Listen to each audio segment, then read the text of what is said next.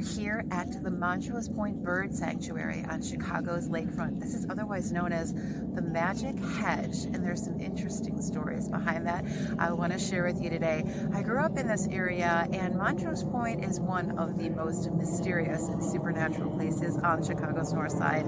Let's go and take a look at the stories. The bird sanctuary at Montrose Point is part of the Montrose Harbor area, and this place, as some of you may know, has a very sentimental and spiritual meaning for me, not only because my dad used to take me here to fish often when I was a little girl growing up in the area, but because of something specific that happened right before my dad's death.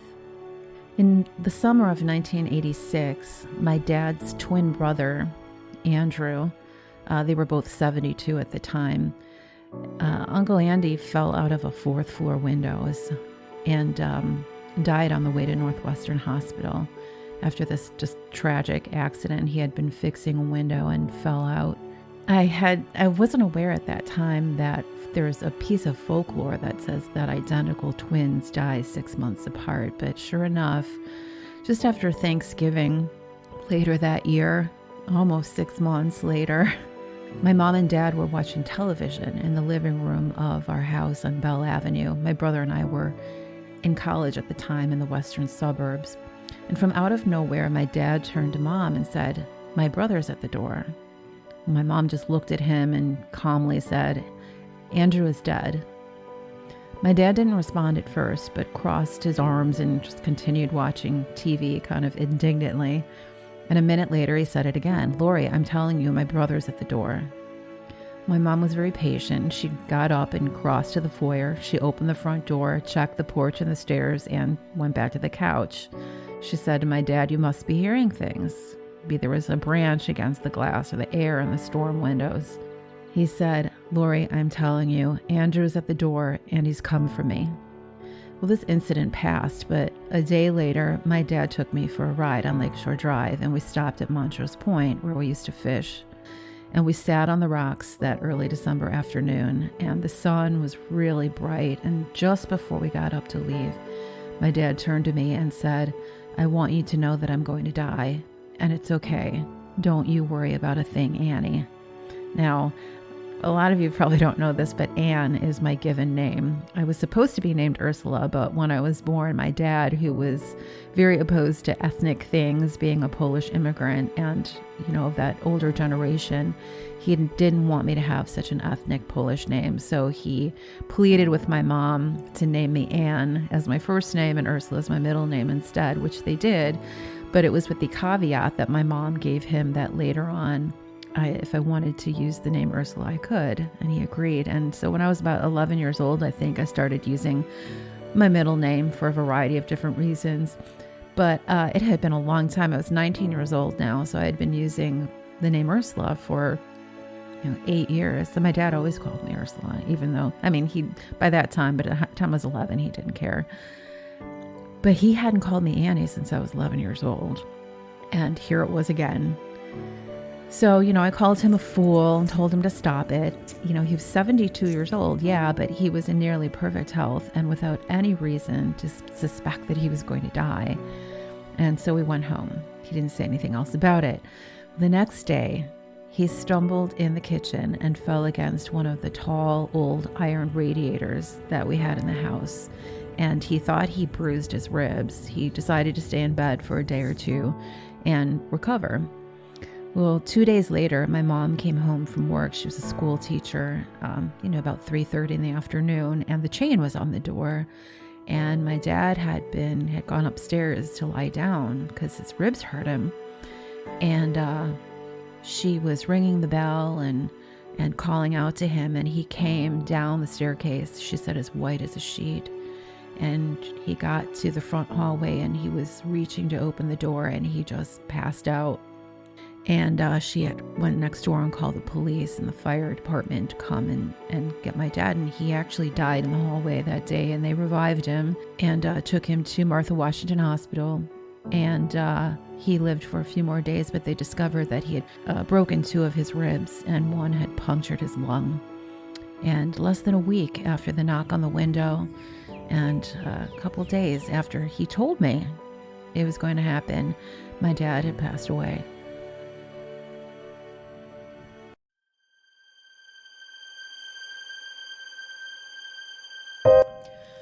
With its sparsely used beach, a rarity among the lakefront's endless miles, Montrose Point serves its own free spirits, many of them residents from the nearby Uptown neighborhood who transform the wide lawns of the Montrose Harbor area into soccer fields, and retirees who fish off the pier from early morning to nighttime. But all has not always been fun and games here. Shortly after World War II, the Chicago Park District leased Montrose Point to the United States Army for $1 a year, so the latter might develop a military post to watch for Russian invasions. The Army first established a gun site, then replaced it with a Nike missile site. Nearly 300 men were stationed here, with barracks, a mess hall, a radar station, officers' quarters, and other facilities. As with any military base, the staff of Montrose Point came from all over the country. As with any such situation, most of the servicemen got along, but at times, tempers flared, and sometimes they stayed that way, arguments leading to clashes, fists, and worse. James Landing, a professor at the University of Illinois at Chicago, some years ago now told me the story of these Cold War times at Montrose Point and the lake when ghosts arrived here.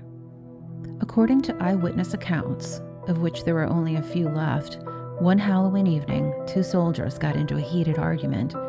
One was a young European immigrant from Massachusetts named Piquet Nergi, and the other was a southern cotton farm worker born in Puerto Rico named Hernando Cortez Rodriguez. The argument became so heated that Rodriguez threatened to kill Piquet. Piquet remained in the barracks afterwards since he was on duty that night, but Rodriguez left the barracks at about 9 p.m. since he had been invited to a masked ball and Halloween party at the National Office of the Women's Christian Temperance Union in Evanston. Based on later Army reports, a strange noise was heard in the barracks around 12 a.m., enough to cause the men to get up and look around for the source of it. It was only later that they noticed that Piquet did not rise, and when they checked, he appeared dead. When the coroner arrived to investigate, suddenly Rodriguez rushed into the barracks, shouting, "Piquet! Piquet!" It seemed that he had heard the noise in his ear while dancing at the party so far away, and like a man obsessed, told everyone that he had to return to his post at Montrose Point immediately. After they took Nergi's body away, Rodriguez ran out of the barracks, moaning and wailing, "Piquet! Piquet!" The soldiers followed, but the night had become misty and fogged, and had it not been for a full moon, they would have seen nothing at all. Although they heard the moaning and wailing all night, they could not find Rodriguez. He was never seen again. The Army pronounced him dead, and he was believed to have jumped into the freezing autumn waters of Lake Michigan. Piquet Nergi was pronounced dead of a sudden heart attack. This incident was soon forgotten, but the following Halloween night, soldiers in the barracks saw strange figures walking through the shrubs known today as the Magic Hedge. They grabbed their rifles and tried to intercept the intruders, but there was nothing. Each time they returned to the barracks, the strange figures began moving through the shrubs again. One time they listened carefully and heard a low moan and wail that sounded something like, "Piquet! Piquet!" And that is what was reported to the commanding officer. By the next Halloween, the Nike missile site had been removed, but two homeless men sleeping in the park told police that all night vampire bats had kept attacking them, whispering that they wanted to suck their blood. Birders dismissed these stories, concluding that the so-called vampire bats were probably owls, and that the wails and moans were the shrieking of the prey they caught, like rabbits and rats. And so the explanation went, until a few years ago, when some construction workers at Montrose doing emergency night sewer work were distracted by a strange light running through the Magic Hedge. They checked but found nothing more, though they did report a low moaning and wailing of words that they described to their supporters as PK, PK. Also here at Montrose Point is Cricket Hill, which is a popular sledding hill that a lot of Chicagoans come to. I always come here on New Year's Day to go sledding if it's snowing. A few years ago, I was contacted by a woman who had attended school at St. Mary of the Lake on nearby Sheridan Road, just a few blocks from Montrose Harbor. While in 8th grade, on All Souls Day of 1960, she had a most unusual experience here at Cricket Hill, and she shared that story with me. These are her own words. Since it was a holy day, we were out of school. My friend and I, along with her aunt and mother, decided to walk to the park, which was only a couple of blocks east. As we were walking the path, my friend and I started running toward Cricket Hill, and as we approached, we saw what we could only describe as hooded monks going up the side of the hill from the north to the south. As we continued, we noticed how they seemed to glide. The first one had reached the top, and the rest followed, seeming to simply glide along the air. Of course, it scared the blank out of us, and we ran back toward my friend's mom and her aunt. As we reached them, they too had noticed that they could see clearly from the ground to the end of these figures' robes. I remember that these figures had the hoods up and appeared to have their hands folded in prayer. I found this so interesting because there's no history of any sort of religious settlement or order in this part of the city. But I did find something out later on, maybe a year after she shared this story with me. I discovered that Cricket Hill, believe it or not, is the center of this worldwide crystal matrix or grid that has been deliberately built by Wiccans and other practitioners of pagan faiths. And so there's all of these different intersecting lines where people have set up crystals around the world. And the nodal point of all of these, I think it's like scores or if not hundreds of lines, is Cricket Hill here at Montrose Point. So for whatever that's worth, perhaps that has something to do with the apparition that these girls and that this group saw on All Souls Day so many years ago. Might also be possible that they were coming from All Souls Day Mass and maybe brought some of that, maybe some spirits with them that had been praying with them that day for the souls in purgatory. That's another possibility. But I found that story very interesting. It's interesting to note too that Cricket Hill has become a place where there are a lot of Native Americans in the area, hold ceremonies and celebrations here. And it's also a place where there's a lot of New Age practitioners who gather here as well and celebrate the solstices and things like that.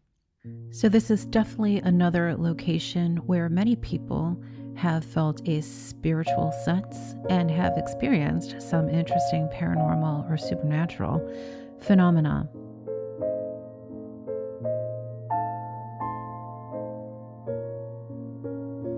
Well, I hope you've enjoyed this little tour of my own personal Montrose Point, as well as the story about the old Nike missile site and the magic hedge. And I hope it inspires you to take a little trip here someday and enjoy this beautiful and mysterious part of Chicago. Thanks so much for tuning in. I'm Ursula Bielski. Remember to pray for ghosts.